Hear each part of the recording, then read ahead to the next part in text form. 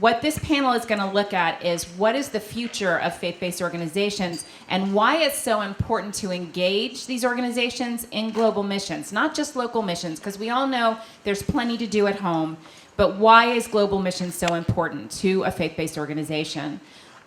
So moderating this panel is my good friend Sharon. She's the advocacy director for Changing the Way We Care. She's got 20 years of experience in social activism, movement organizing, law and international development. She has served as the regional advocacy director for World Vision International, and among other things, helped create the U.S. Department's lead anti-trafficking office. Sharon's going to be moderating this panel, and she will introduce the other members of the panel. Hi, everyone. My name is Mike Fee. I'm the Serve Ministries Director here at Flores United Methodist Church. So I traveled all the way from Fairfax, Virginia to be here.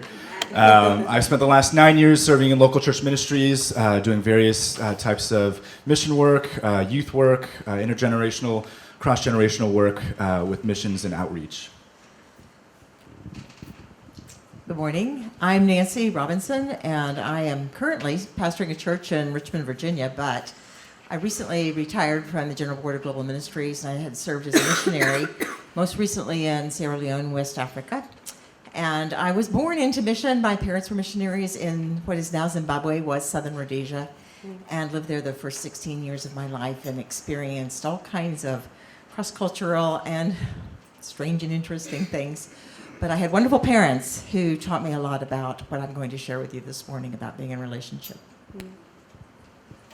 My name is Gaston Warner. I work with Zoe and Powers. I'm also a Methodist pastor, and I've served in England, Chicago, North Carolina, and Texas, and in all those situations doing primarily local missions through those churches.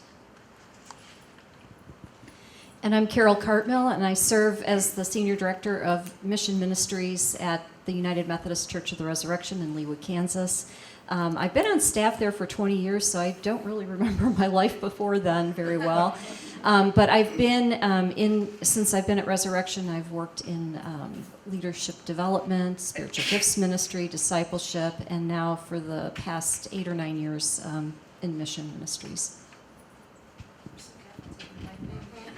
Good morning. My name is Tina DeBosier. I'm the Director of Mission and Outreach at Ebenezer United Methodist Church, about an hour south of here, so my commute wasn't horrible, but not quite Fairfax. In that role, I develop our partnerships, and one of which is a longstanding partnership with HCW, in addition to some other international ministries and local, of course. It's a real honor to be here with you all. I was thinking yesterday how much talent there is in this room. And if I may just ask you, could you raise your hand if you were involved in missions in any way, either professionally or on a volunteer basis? It's virtually everybody, isn't it? And how many of you are involved in some form of care reform efforts for children or family strengthening or institutions? This is very interesting. I have a personal interest in this because one of the sneaky questions I'm going to ask you has to do with your vision for advocacy work and the potential to move the care reform movements forward. So that's one thing I want to just keep in the back of our minds as we had this discussion this morning. But thank you for joining. I just wanted to open up with an observation that I love by Nicholas Kristof. Do you know him? He's the New York Times syndicated columnist, and he's kind of irreverent.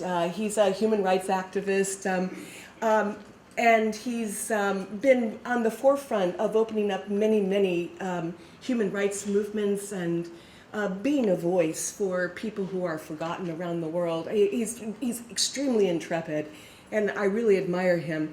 But, you know, as secular as he is, he has this kind of famous quote that I'd like to give to you because I think it really resonates with what we're discussing this morning. He said, "But I must say that a disproportionate share of the aid workers I've met in the wildest places over the years long after anyone sensible had evacuated, have been people of faith. Evangelicals, nuns, priests, the committed. And so I just want to give a tip of the hat to that today. And the heroism, the courage, the vision, the heart that the whole is held in this room. And also a nod to the fact that we'll be talking about strategic missions this morning. Why do missions? Next steps in missions, and including how it relates to the care reform movement. But one of the things that I want to acknowledge is that we are a mystical body. And there's something extraordinary about that, recognizing that we're among the maybe the largest network of people in the world. And not only is it a network, but it's also a supernatural network that actually functions beyond ourselves. And I have this fundamental belief that there are certain moments in time when the Lord, if I may say that, actually taps into these networks and says, now, I want you to do this now.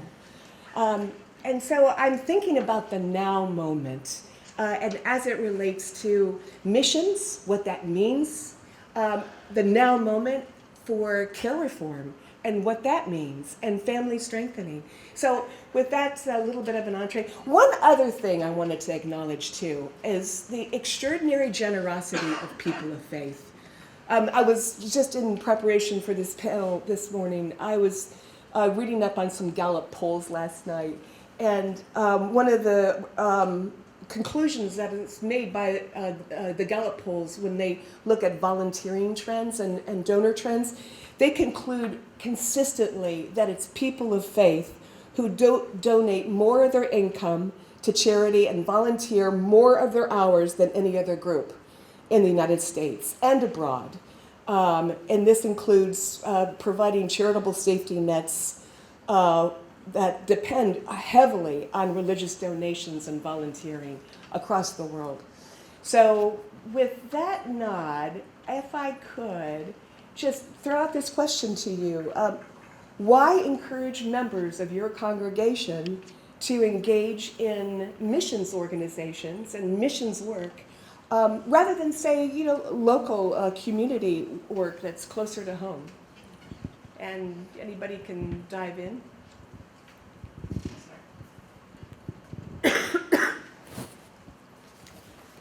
I've lived all over the world, literally in different continents, and my life's experience has taught me that the whole key of our living together is relationship, that we have the very common core needs in life of being loved and loving others. And our individual cultures and contexts are extremely interesting and sacred, and are worth sharing and learning from with each other globally. And so I think that I see the church as much bigger than the local church. It is God's work in the world in which we participate in something incredibly beyond our imaginations. And so for that reason, I encourage us to see a bigger picture at all times that we're a part of individually. I have a very organic understanding of who we are spiritually, mystical, if it was a word that you used. But I think that we are called to recognize the butterfly effect, that what impacts one little tiny thing here impacts everything else, everywhere. And so to discover that personally and to be in relationship, for me, is key. Oh, yeah. I resonate with all of that as well. For me, when I hear that question about why should we participate internationally when we have all this local need, that tends to be, for me, a pragmatic question that the people are asking. They're trying to, and so I like to elevate that to a theological discussion. And theologically, Jesus spoke directly to that issue, first in saying, what are the greatest commandments? The very core of our faith is to love God, and the second is like it, to love our neighbor. And so at the very core of our faith, we cannot love God without loving our neighbor. And then on the heels of that discussion, he's asked, and who is my neighbor? Which is exactly the question that people that bring that question up, Is it my church? Is it my neighborhood? Is it my region? Is it my country? And Jesus tells a story of a hated foreigner who acts as the neighbor to the person who's beaten on the side of the road. And so theologically, when God looks at the globe, there's no lines, and we're all children of God. And so to be able, it's a false distinction to say, where is the limit of my responsibility? Because the lawyer asking the question was asking a limiting question. Where does my responsibility end to my fellow human beings? And Jesus said, it doesn't end. He exploded the whole notion of that limiting question entirely. So I think whenever we can bring it elevate it to a theological discussion, it kind of shines a light on that whole way of thinking. And the Bible gives us the resources to do that. Well, what he said and what she said. And then in addition to that, we were having this discussion. I've got a couple of my colleagues here with me at breakfast this morning, and we were talking about how this used to be a question that we would get all the time at the church. Why are you focusing so much in Honduras? Why are you going here when there's so much need around us? And we were not, I think in humility, saying, we're not hearing that question as much anymore.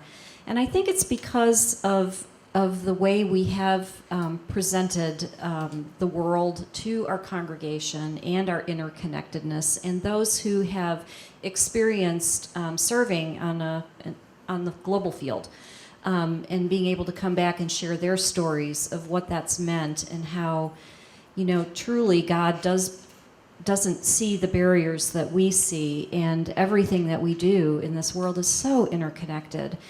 We also try to connect what happens globally to what's happening in our own backyards. And so, for example, we have partner school relationships in our local community that are very important to us. You can't go into one of those partner schools and not hear the stories of the fact that there are probably, in some of our Kansas City, Missouri schools, 40 to 60 languages spoken within those schools. That those schools have children who are either immigrants or refugees.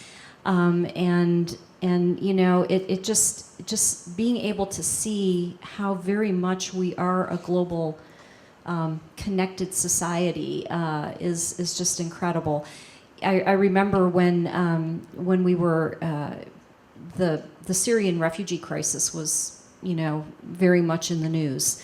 And, people couldn't help but see those images, and they were coming at us immediately. The a child washing up on the shore, or, what was happening in Aleppo. Of course, we had to then harness our folks because they were like, I want to go adopt a Syrian family.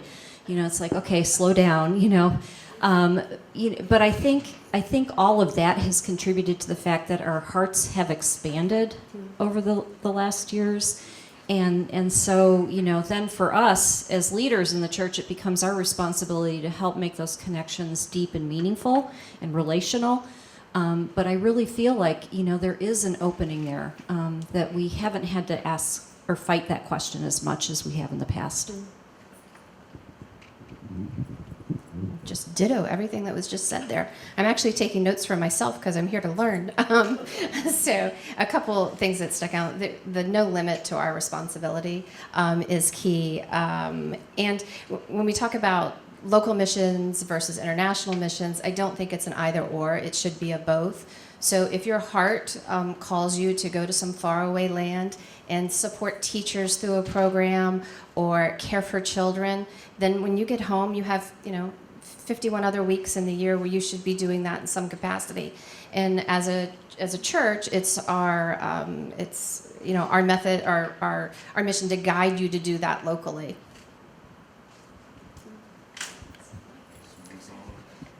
I have to follow all of this. Absolutely resonate with everything that's been said. I think that there's a reason why we're all involved in the same kind of vein of work, because we have kind of the same mindset. And what I really loved, what you said, Gaston, was there's a theological framework from which we draw from, right? There's a thread of we're called out by the one who was sent, right? And so I think for us, for faith-based organizations, there is a component to where we were establishing this notion that we're journeying together. We're not just stuck in our home bases and just going, but we're constantly on a journey together to spread relationship, deepen relationships, create spaces where people can connect with us. And I think that for faith-based organizations, that framework, that guiding principle is one of the most accessible and the easiest for us to tap into for churches, for other organizations that come from religious backgrounds. For Flores, one of the things that we draw from a lot is specifically that I always harken back to one of my seminary professors. He says that mission is not something that the church does. Mission is something that the church is, right? And I think for most of us in the room, that's our ethos, where we draw from. And so when we think about the difference between serving locally and the difference between serving globally, they're one and the same because of that. We're the mission. We're the church. It's very inspired. What are, in your mind, the most recent trends in missions that are relevant for spiritual growth for your congregations?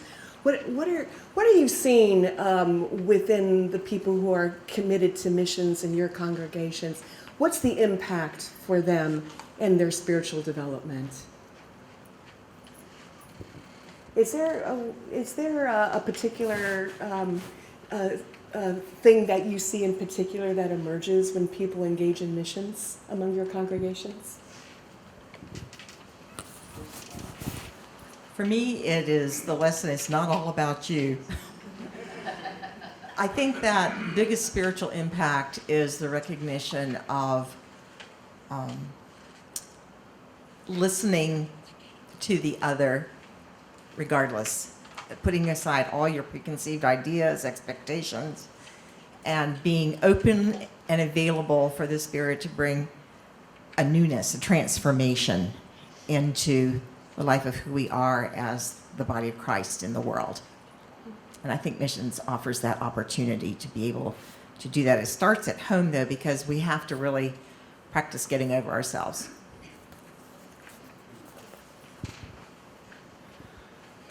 I always find it fascinating when there's this sociological trends that seem to bubble up in a culture at about the same time, sometimes cross-culturally across the globe. Mm-hmm. And one of the things that I've heard from this group this week is this thinking of mutuality, and that mission is engaging in mutuality where we give and receive to and from each other. Mm-hmm. And I think that same trend is bubbling up in literature. I think it's also bubbling up in our congregations. And that opens up the possibility of engaging people in a much deeper way, and especially that 98% that's not going to go on a short-term mission. For example, Zoe Empowers works with orphans, and there's some incredible spiritual lessons that could transform American churches from these orphans if the American churches are willing to be recipients of these things. Like, we had a group of Rwandan orphans who had been particularly abused in their community, and they did a group project of goats. So they had these goats, and they were breeding these goats, and it turned out the goats liked each other better than they thought, and they had more goats than they anticipated. And they were discussing forgiveness in their group while they were trying to decide what to do with God's abundance. And so they picked 12 families from the community that had been particularly abusive to them, and they gave them each a goat, which is like a car for us. They gave them each a goat as a symbol of Christian reconciliation. That stuff could draw us so much deeper than we are. We have an abundance of wealth that causes a spiritual deprivation.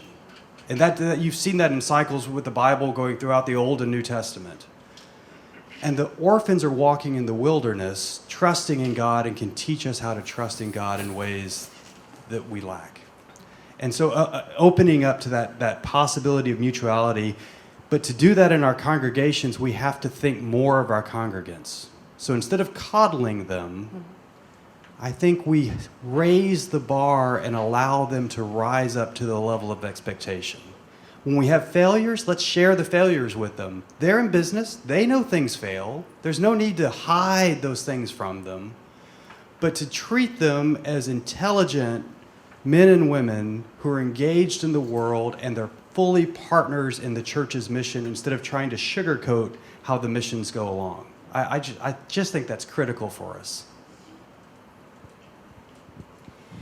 I think too, when you think about global experiences, the one thing that we find out when we take our congregants on the mission field globally, we kind of have a captive audience. So, a part of the question we ask ourselves is how can we maximize that time when we've got them in that environment?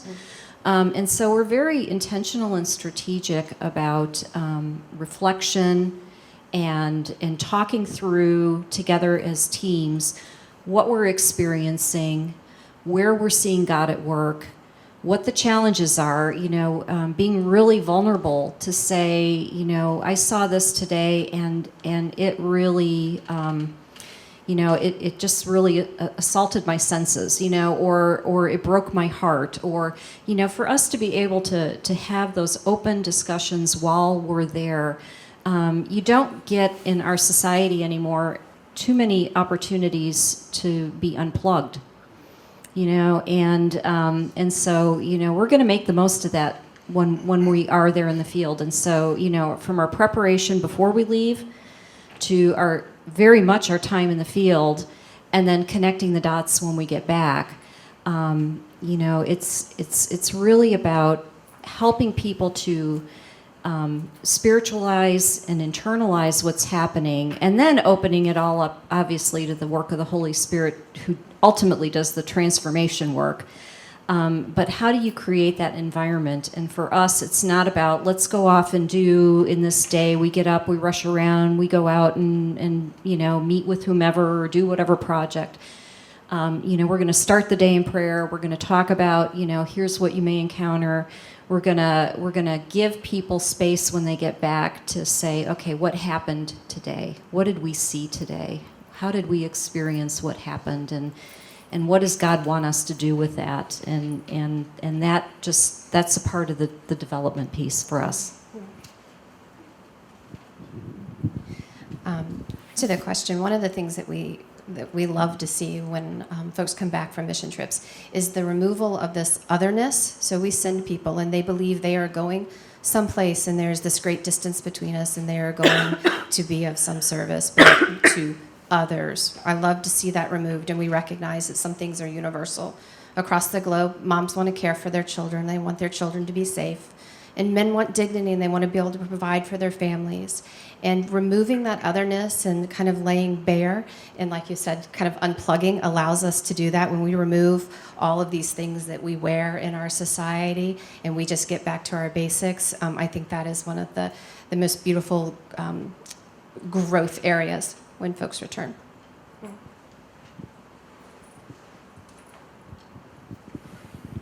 One of the things that we're encountering here as we're listening to our congregation and as we're hearing what activates their passions, we're hearing that there's a very, very strong desire and hunger to be less involved in a transactional type of mission and more involved in a deeper type of relational mission.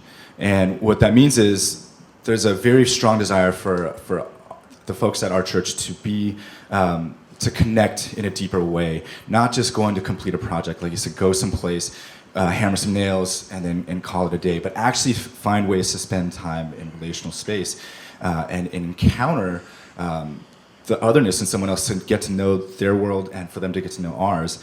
And one of the things that you said, Gaston, was the mutuality of it all is Richard Rohr calls that the reverse mission, right? The ones that we seek to help and the ones that we seek to meet needs actually end up meeting the needs for us as well. And so for us as a church, as a congregation, there's a very strong desire to dig deeper into that. And that's sort of what's driving us now in our current mission fields.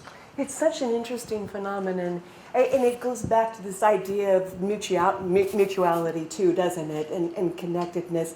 How do these relationships continue in your experience, if you can describe that a bit more? So these aren't just one-off trips, are they, anymore? There's a continuing relationship now. Is that true to say? And how often is that true? I think it's true sometimes. I don't think we have to be bound and held by relationships that are made in different places. Because those relationships, if they're authentic and you come at them with mutuality and vulnerability, are a part of life itself and will maintain the truth of the relationship, whether you continue physically in a connection or not. I think you can let go. And I think the bigger challenge that comes out of it in the spiritual growth is how vulnerable are you willing to let yourself be? And that's a hard question.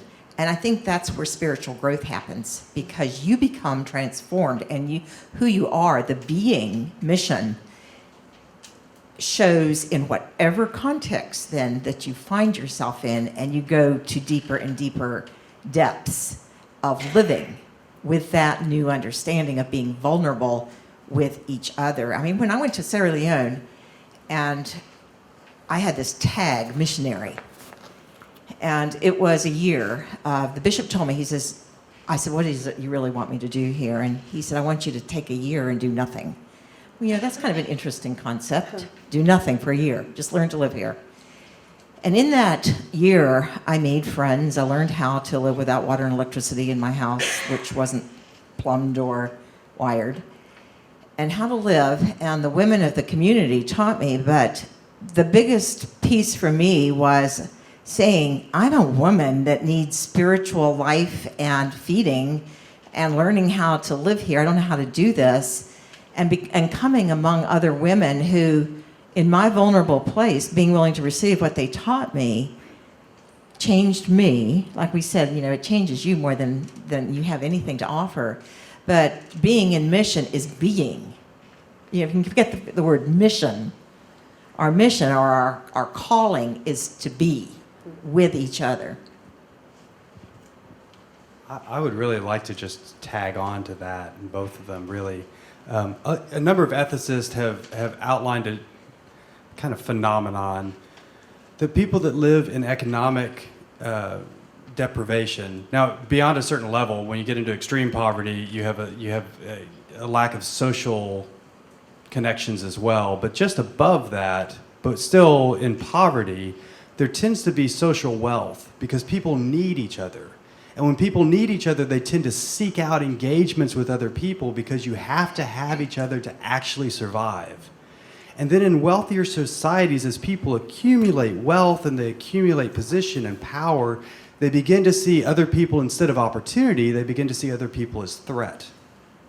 Because you have to protect your stuff. Are they going to try to scam you? Are they going to try to take stuff from you? You have to have an elaborate alarm system that you can never remember the code to. And all these pieces that we have to put in place to defend what we have that actually erodes kind of that social connectedness. And so when we open ourselves to mutuality, we open ourselves to mutual vulnerability. And that can be a much more uncomfortable thing on this side of the water than it is in places where I'm working with Zoe, where people are open to vulnerability because they know they're vulnerable. My people don't know they're vulnerable, and so it comes as a shock to them. But that's part of the good stuff that mission can actually open up the possibility of if we allow it to. We do try to ground what we do deeply in relationship, and not relationship like my personal relationship with somebody else, but really it's more of a church-to-church, organization-to-organization relationship that we then our community together in. Because again, I think, you know, what we don't want to have happen is it becomes so personal to an individual that we kind of lose our perspective, and that we've seen that happen as well.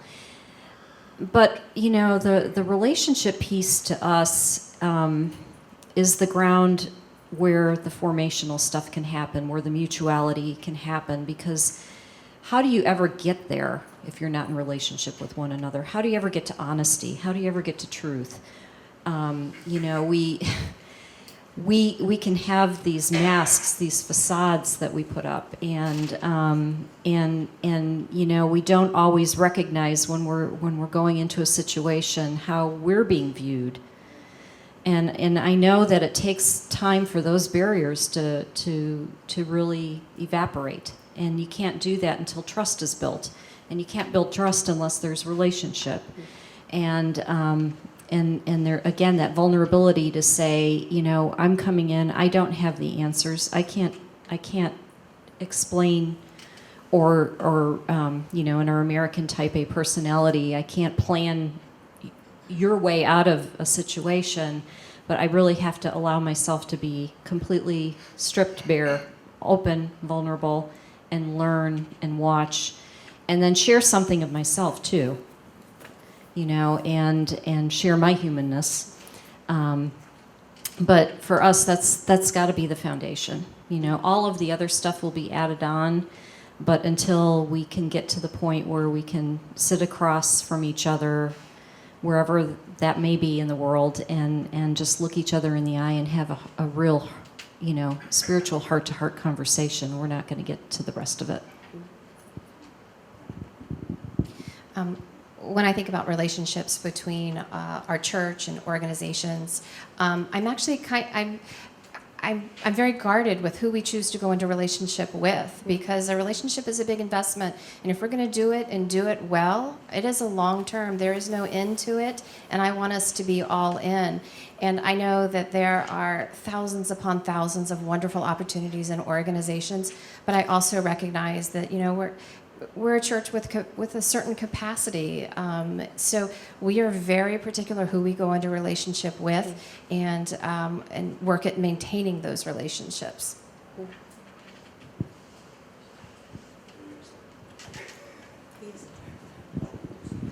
I was the one that started that line. What Carol said, that's absolutely. We work to establish relationships with folks in countries, so that way we're not inventing the wheel, going down there and kind of just stumbling around in the dark. We partner very closely with HCW, very closely with the folks that Melly Curtis works with, and that's enabled us to have an organization that we can continually send church members back to. If they've gone to Sierra Leone before, they can continue to go back to and dip back into that well. And that's sort of the concept that we like to dig into, is have a space or establish relationships with organizations like HCW in specific places, so that we can continue to go back to them and continue to enrich the spaces in country. I'm struck by the sophistication of this thinking, this commitment to a longer view, and the ethical standards that you all are setting too. One of the things that keeps resonating with me this last day has been the opportunity presented here to actually engage at the local level in a meaningful way, including with government and local leaders and influencers on the ground. How intentional are you about engaging these people as you enter into mission? If anybody has any thoughts on that.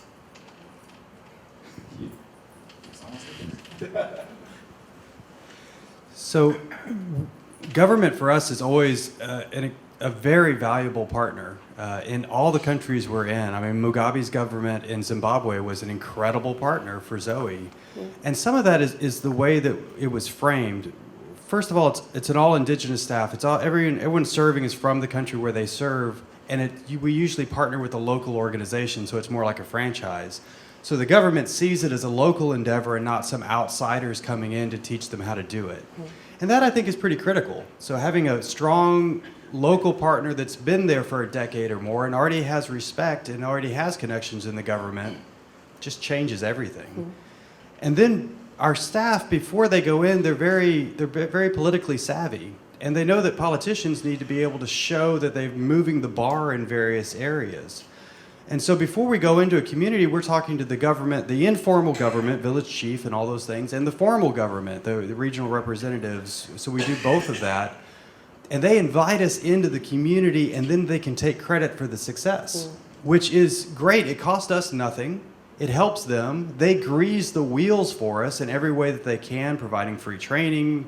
If there's a roadblock we have, they'll kind of go out on our behalf. So it's a huge benefit to us.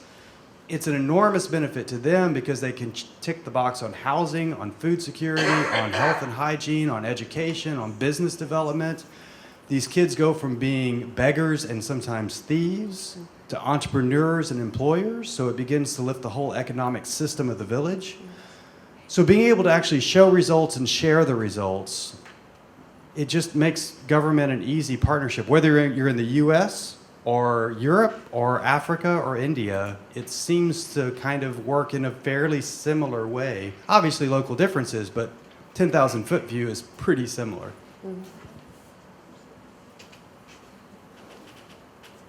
It's like a hot potato.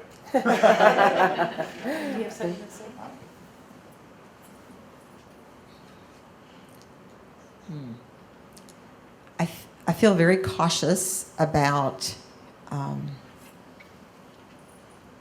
partnerships. Oh gosh, I don't know how to say this. I think we can't presume that we fully understand the partnerships that we get into, especially when you're working with governments and people of power in other contexts. You have to really be very careful that it's not your own agenda that's using those partners to accomplish what you think is the purpose that needs to be accomplished. And you also have to be aware of the power dynamics within that culture, because there are people who will allow themselves to go with the power because of fear or other cultural practices that you may not be aware of, and that we don't have a right to, we do have a right to share who we are, but not to enforce or to put our own, this is really hard for me to put into words.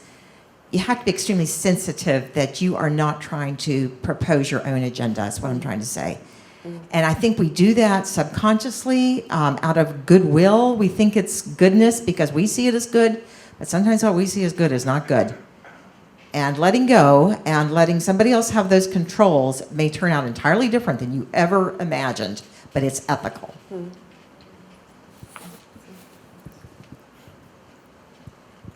And I wonder, too, if your advocacy question had to do with what we do here on this side of the pond. That's right. Yeah. I think it's Yeah. seamless in some ways. Yeah. Yeah. And it's difficult work. You know, there are certain areas where,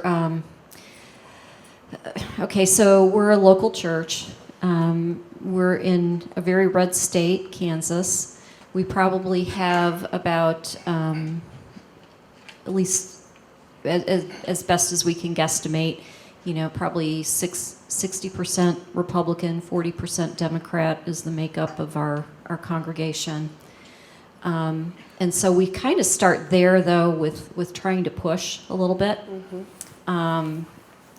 And not in a way that's going to alienate, but in a way that, you know, how do we push people's thinking to get them to think a little bit more broadly than maybe their political stripe would have them think, but then bring them along, you know, and it's a dance. Our senior pastor does it masterfully.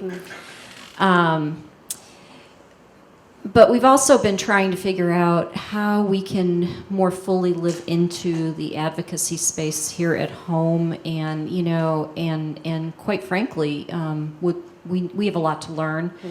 You know, one of the things that we're looking at this year is, or in the next year, is potentially hiring a pastor of social justice. Oh, great.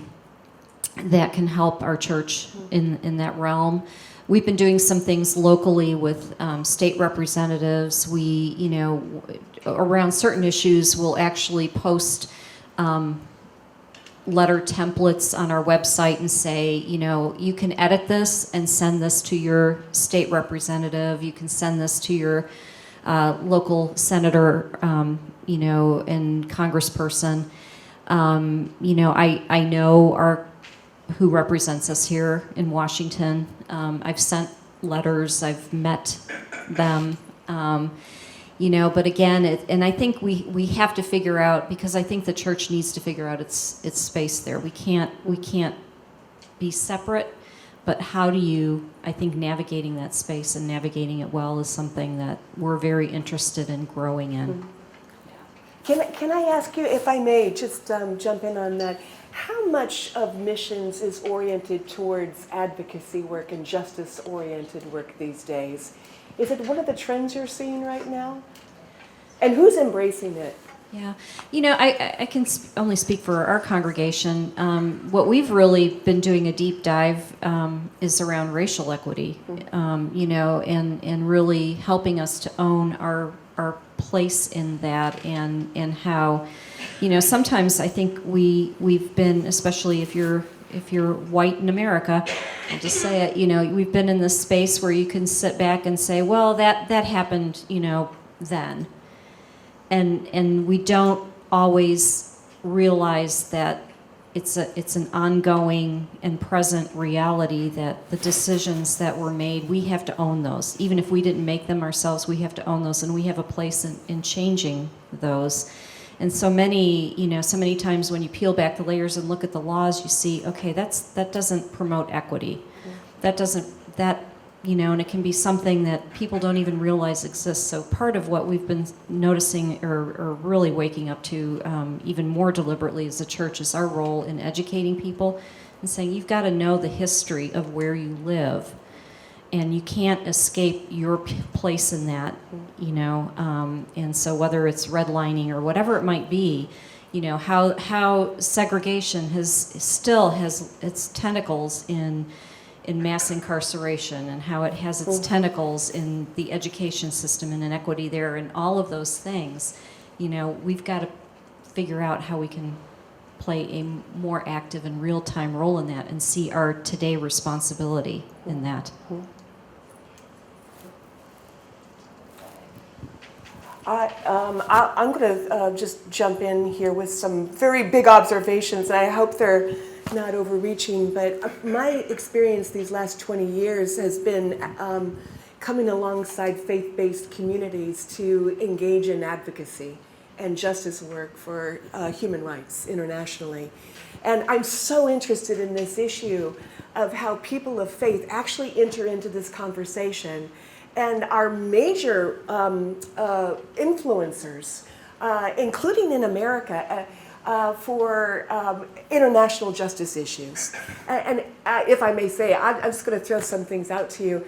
I've seen this happen repeatedly. And the Methodist Church is among one of, and actually when I said this to Laura, she said, really? But I said, yes.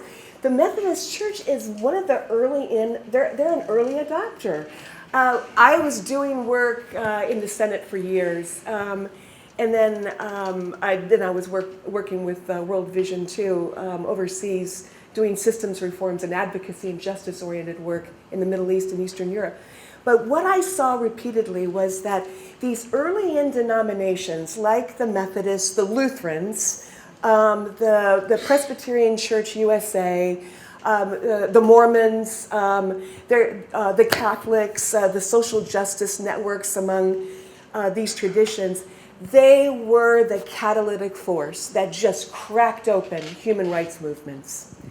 And I think it bears owning that space, and in some ways even encouraging that within a missions context, that you are glue in some ways for the voice of justice, to be able to translate what's happening internationally, and how to actually express that here in the States, and then convert that into real action here.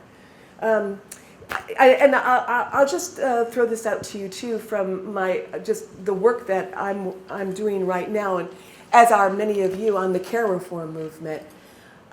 A lot of us are talking right now about what would it look like, just from a justice perspective, a movement creation perspective, what would it look like for people of faith to enter into a reform movement on care reform, to challenge volunteerism, for example, the kind of like the unethical practices relating to visiting orphanages, and Or what does it look like to transform donor practices, giving money to institutions and orphanages versus giving money to family strengthening efforts?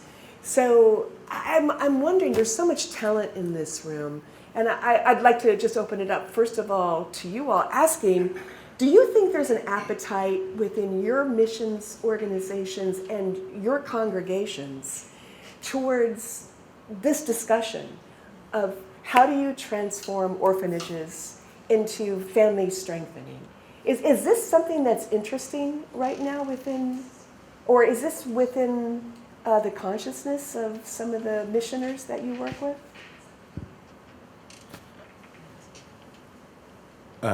Yes. Nice to hear. I think that as leaders of faith-based organizations, we need to be conscious of the ways in which we help. I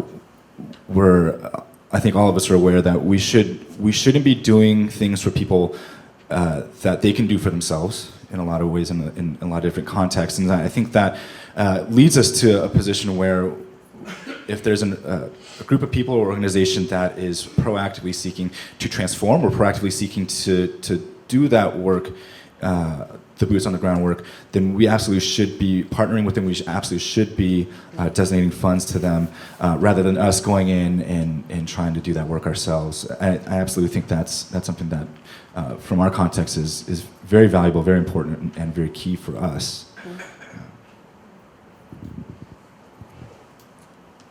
I'd like to expand the understanding of faith-based organizations, because I think that these values and advocacy work is something that you really are seeing a yearning for Yeah. Isn't that beyond faith-based organizations. Yeah. And I think that we limit ourselves by that terminology. If we can focus on what are people really hungry for, we connect with each other across the globe. And I think that that is a movement that I see happening. And I think that I see more of that kind of work in my context outside the local church than I see inside the local church. I'm in a very conservative church right now that is a little bit afraid and not quite ready to take those steps. So it's, for me, right now, it's building trust that God is much bigger than what we see right here, and that it's all through our whole globe. And what are we hungry for? What needs to be brought to the surface? How do we talk to each other honestly and really hear and respond and become advocates? And that can happen within our organization or our church, our local church or faith-based agency. I think that's a fascinating question. And I've seen some congregations who do this extraordinarily well and others who struggle with it. I do think, as one small cautionary note, I think as a society we tend to whipsaw from one panacea to another panacea.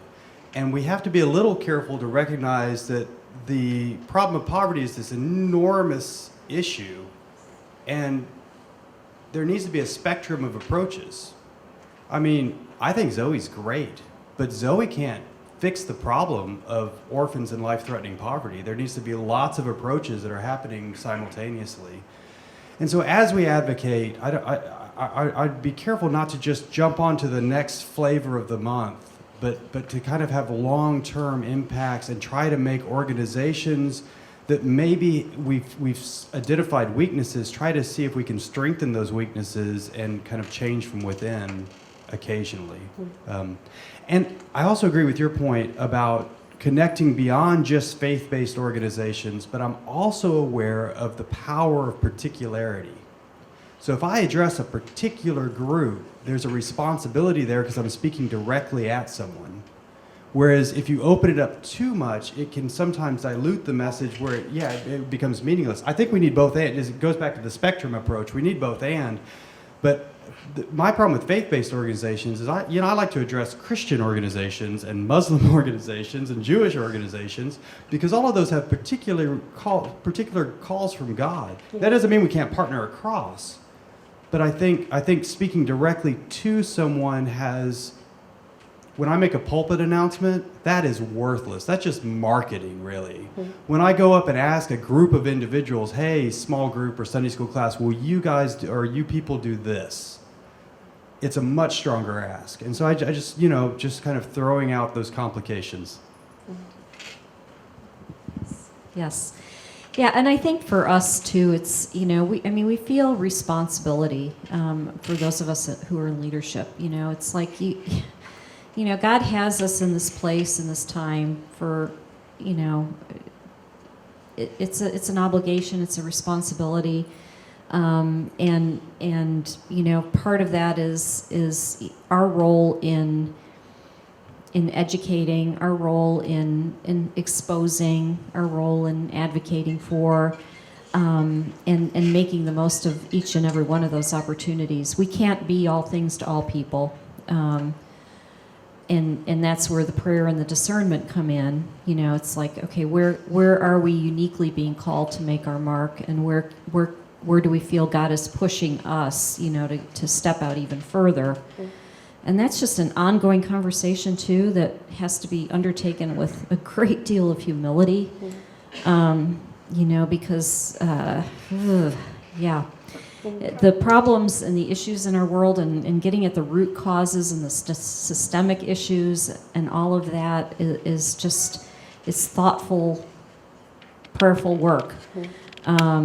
But I think, stepping back from it and going, well, it's too big isn't the answer.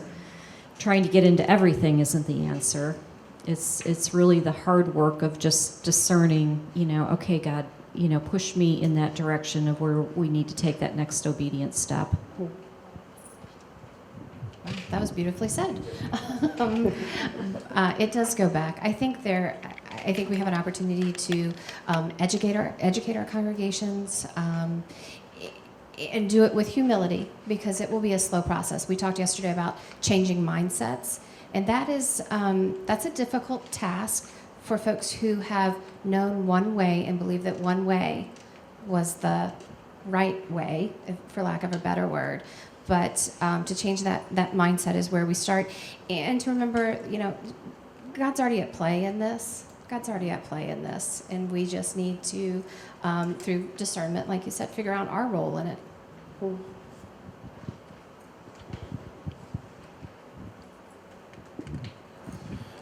I think definitely what Tina just said, there has to be a degree of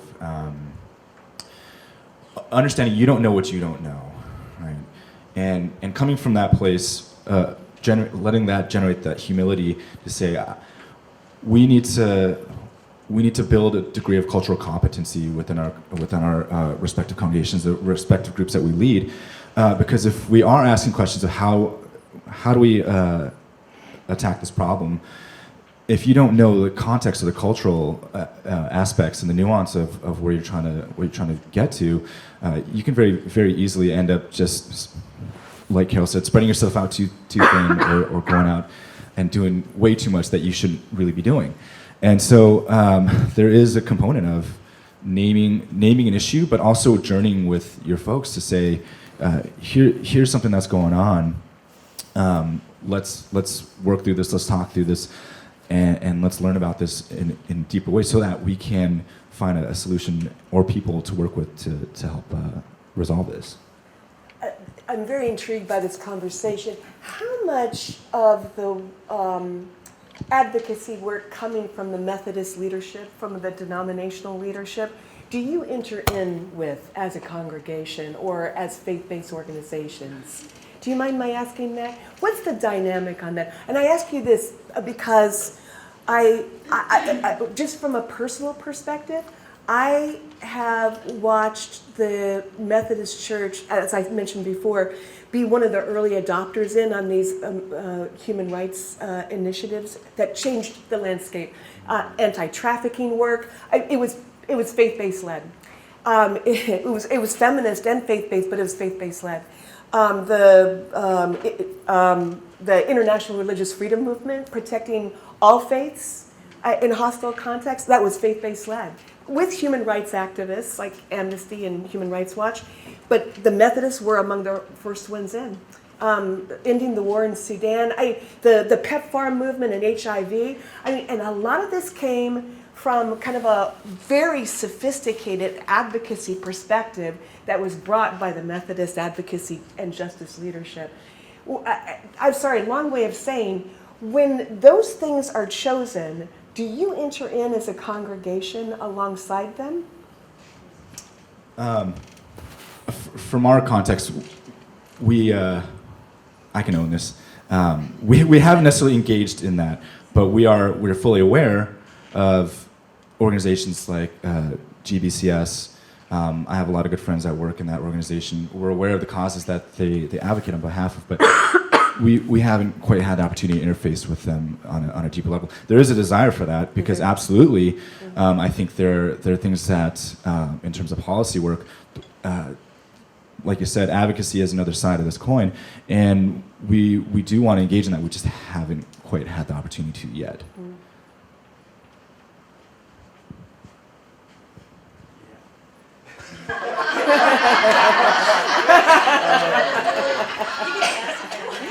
Oh, that's funny.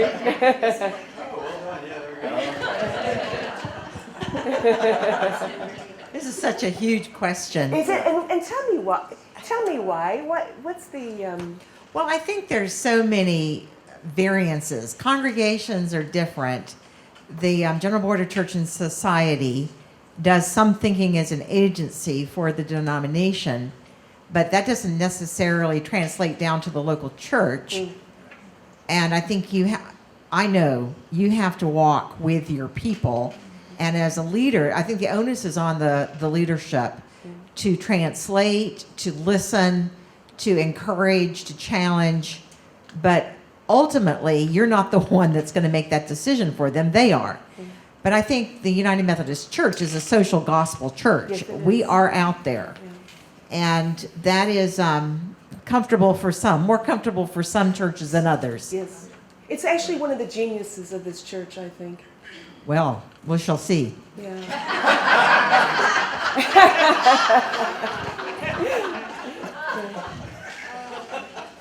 So I'm going to start this by saying we embrace our Methodist roots. Yes. And we very much embrace, what the social and evangelical gospel and tension between those two and we really embrace that. I think where we've struggled at times, and it's as much our responsibility as it is, I think, part of our agency's responsibilities as well, is sometimes we just have a failure to communicate. And we don't listen well to each other.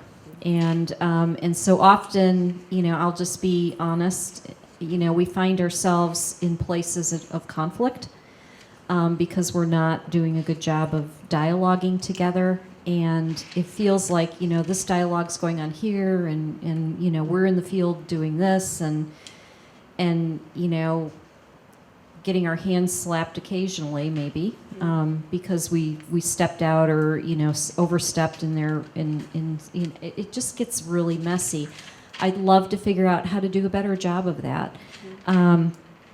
I will say, so we hosted at Resurrection, and if any of you are from large United Methodist churches, I'd really encourage you to participate. We have a large church mission connection, and so we hosted a gathering of leaders from that at Resurrection this past late April, early May, and invited UMCOR and the work that they're doing in migration and JFON to come and participate in that and really to have a dialogue about how we could do better work at the border.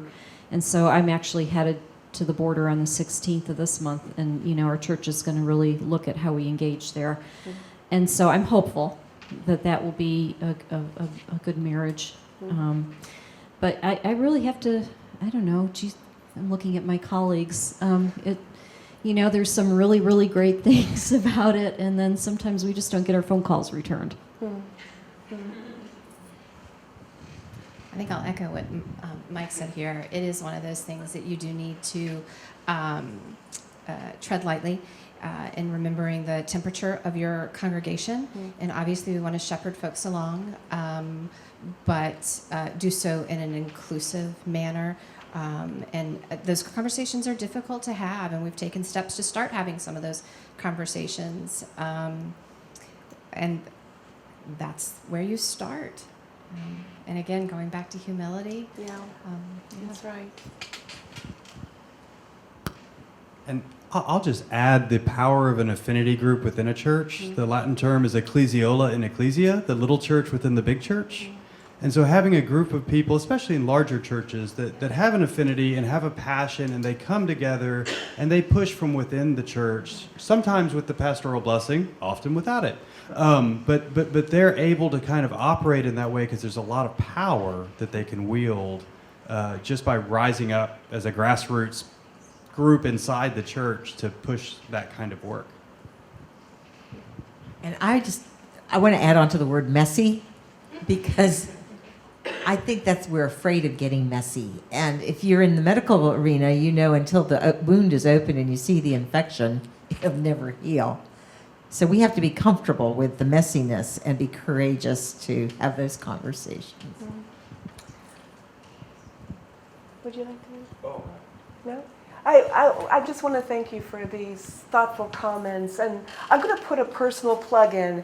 And sorry, I hope this isn't too provocative, but I do believe that there is another wave of leaning in that may be coming around family strengthening and alternative care systems.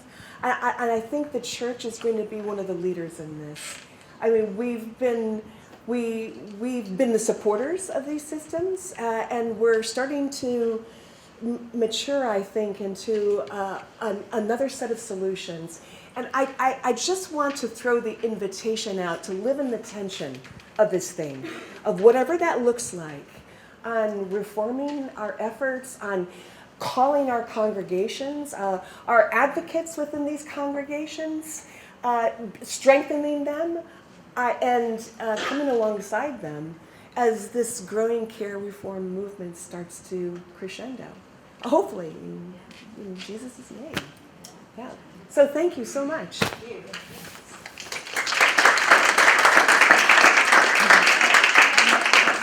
Yeah. Oh, absolutely. Yeah. I'm calling an audible, so don't move. You're calling an audible. I got a couple of requests for questions from the audience, and so I wonder if you'll just entertain a question or two from the audience. What are your impressions? Yeah, tell us. I was a communications director in the United Methodist Church for a conference for many years, and one of the tensions that was always there was that, large churches often had bigger budgets than the conference. And not that drove mission and ministry, but there's so much going on in those places that they didn't really need us. So I learned fairly quickly that the places where the conference could be the best help to a congregation was in those smaller places, in those places where they didn't have as many resources, they didn't have as much local resources to draw from. And additionally, the chaos is part of the beauty of the United Methodist Church, because there's a connection, and I equate connection with communication. And if the communication is good, the connection is good. If the connection is good, the communication is really good. And sometimes, like everything else, it ebbs and flows. But, local congregations have a heart for whatever it is they have a heart for. And you can throw whatever you want at them as idea starters and training and all of that, but at the end of the day, they're going to do what they're going to do. And you can only put the opportunities out there. So, to that end, I think the agencies of the United Methodist Church have done what they can to put those, whether it's JFON or, social justice, church and society, all of that, GBGM, I mean, they're out there trenching away, hoping somebody's listening, someone's picking up what they're throwing down. And a lot of churches do, and God bless them all for that. I mean, I wouldn't be here. I mean, I was a Catholic, and I had a great underpinning of a Catholic faith that taught me perseverance, taught me discipline, and all of that. So when I went to become a United Methodist, I got this job, and I'm like, wow, this is really a social justice church, you know? And it really is, but it's expressed in so many ways. But they have this connection, and I think that's the power of it. For example, United Methodist Women is out in the forefront of all of these issues. They have studies around all these things. And probably at a lot of what you're seeing at the Capitol and other places are those efforts by these United Methodist women. And half the churches don't even know what they do. I mean, but it's the connection. So I'm not really asking a question except that I'm in this other role with GBGM, and how do these agencies, how do we, you know, how do you throw something down so you might pick it up? You know? I mean, how is that done? How is that best presented to you as opportunity? So I finally got to the question, but... yeah. Well, the connection is the key, and the connection is chaos at times, but it is the key. It's the place that we're open to each other. And it is a real amazing thing about the United Methodist Church that opens it up to be a channel of advocacy in so many different ways. It just is. Yeah, it really is interesting. So I hope we keep that regardless of our personal stand. I alluded to this a little bit, but I'm a big proponent of thinking small in really big ways. And so when addressing a church, as a pastor, I was fairly lazy. And so what I'd always try to do is when information came in that I couldn't process all this information, I would try to find someone in the congregation that had a passion and a calling for that area and pass that right along immediately. And email's just magic in this way. Just shoot the email to them. It let me do less work, which made me happy. It actually pushed the pieces forward. And so just not forgetting with communication, the communication comes down, but then where it lands, because if it just stayed with me, it would be on its deathbed. But being able to kind of push that out in a quick way, sometimes the seed takes hold, sometimes it doesn't, but I think there's a power in that. So thinking small on congregations and how to process that communication to someone who's actually going to do something with it.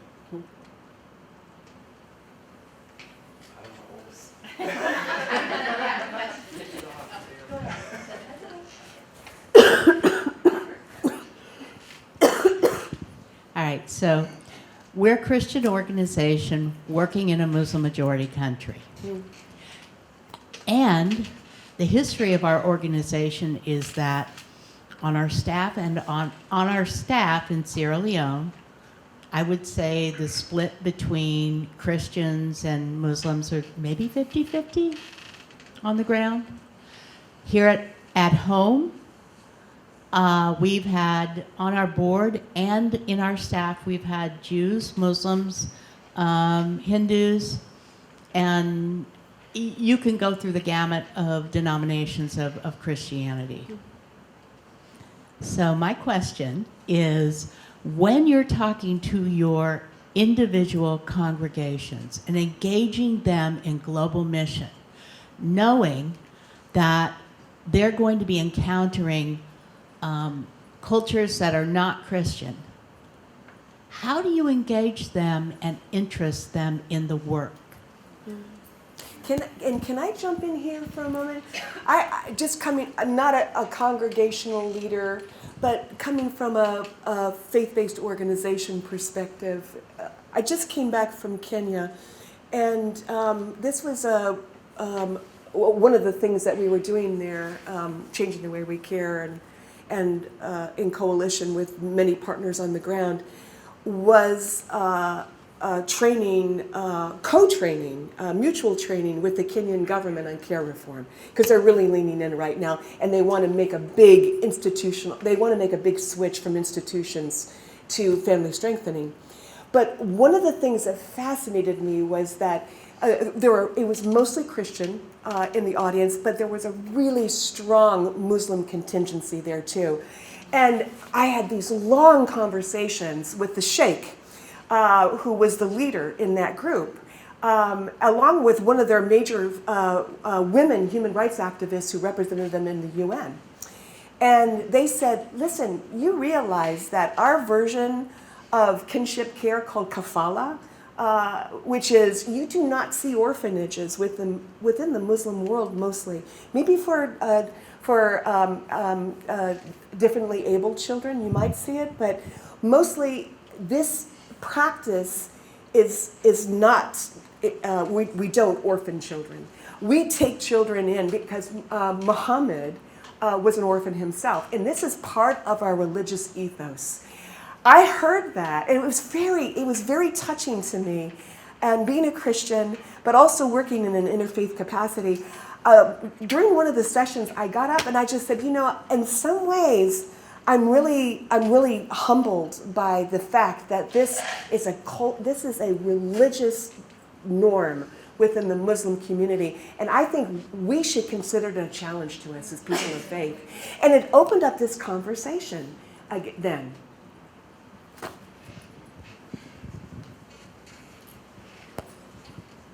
First of all, I need to put out a disclaimer. We at Resurrection, we are not engaged in any orphanage kind of, we work with Zoe, which is orphan empowerment, as everyone should, yeah. But when I think it starts at home when it comes to opening yourself up to different faith experiences. And so we have to do that locally. We have to be in relationship with our rabbis and our imams and, people in other stripes of Christianity and not Christian at all, and Hindu and Buddhist in our own community, so that it doesn't feel odd to us when we go into other places. And again, I think for us it's been we dialogue on an ongoing basis with people of other faiths. We try to learn from each other. We focus on all of the things that we actually have in common. And we don't claim to have the one, spiritual, like we're the absolute, we know what, truth in God's estimation is. And have found that to be actually a lot easier than you'd think. Yeah, and a good thing, a very good thing. We have so much to learn from each other. And there seems to be a hunger for it too, doesn't there? I do think there's a hunger for dialogue between human beings. I'll share one anecdote, though, because I also, that transparency and honesty and honest conversations are so important. At Duke University, Duke Chapel, they got together this interfaith dialogue. So they had, Jewish leaders and Muslim, and they were all PhDs, so they love to talk. And in one of their discussions, I think it was the rabbi said to the group, "Isn't this great that we can just talk about these issues and not try to convert each other? Because our goal isn't to convert each other; it's just to talk." And the Baptist minister said, "You're wrong. I want you to convert because I think what I have is a specific truth, and it is my prayer that you will convert. But I can still talk to you with respect across these boundaries." So I think when we try to say, hey, I think it's important to see our similarities, and our similarities are much larger than our differences, but also to recognize the differences and acknowledge them allows for honest conversation. And without that, if my wife and I talk about all things that are good in our relationship, that's great, it'll encourage us, but it's not going to push us forward unless we address some of the differences as well. And it's just a human thing. With Zoe, I'm surprised at how our chief program officer, Reagan Kabiria, handles this when he does the training and when he does the training with the children, but also with the different programs. Zoe is a religiously non-restrictive, non-coercive program. We are deeply evangelical, and I would put the evangelical effect up against almost any model, but it's incredibly gentle because so many of our kids have been abused or neglected by a Christian in their village. Heavy-handed approach isn't going to work. We have a lot of Muslims in the program. Everyone is completely welcome in that program. A Muslim child can join as a Muslim and graduate as a Muslim. We see that in no way as a failure of the program. They will see and hear the gospel in powerful ways. And all our staff are Christian, but they will see and hear the gospel in powerful ways. But they can rise up to be the president of that group, the chairperson of that group, as a Muslim and be equally respected. And our children seem to handle that difference better than I would think. Because they don't say, oh, we're not going to pray Christian prayers, we're not going to have a Christian pastor come to talk to us. They do that, but they do it in a way where the Muslim or the non-Christian or the person that think God hates them in the group is still completely accepted into the group in ways that I don't know that any of the groups that I'm associated with in my own Christian life could do as well.